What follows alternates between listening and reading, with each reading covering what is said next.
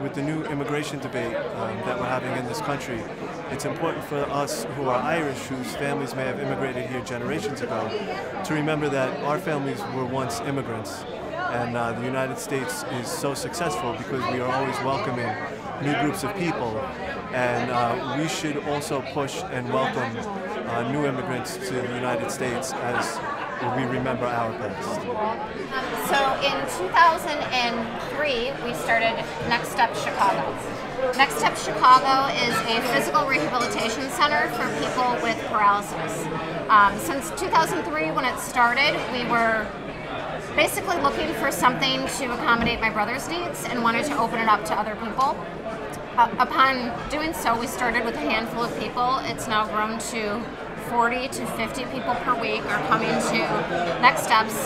We have brain injuries, spinal cord injuries, some other conditions that render paralysis, and we're working with the Christopher and Dana Reeve Foundation through Next Steps with a program called the Neuro Recovery Network.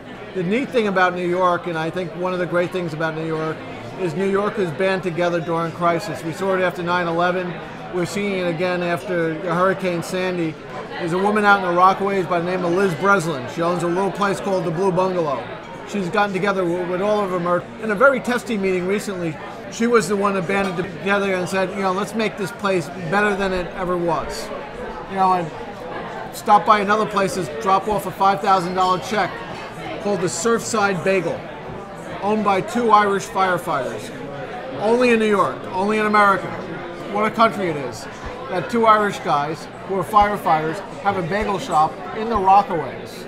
And they got together, they got their families together, they got volunteers together, and they rebuilt. But I've just sat through a description of the most incredible achievements of 40 bright, confident young people. That's valuable in any society, in any group. It's particularly valuable in the Irish community here in the United States and in New York. Because of the absence of immigration, our community is aging.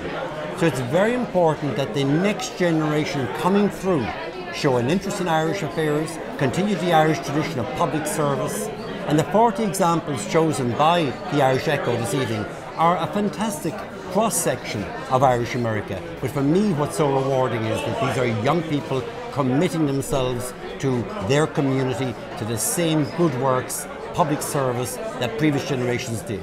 It's also interspersed with people from modern occupations, sciences, IT, and so on. So it's a wonderful cross-section. It also gives me great confidence about the future.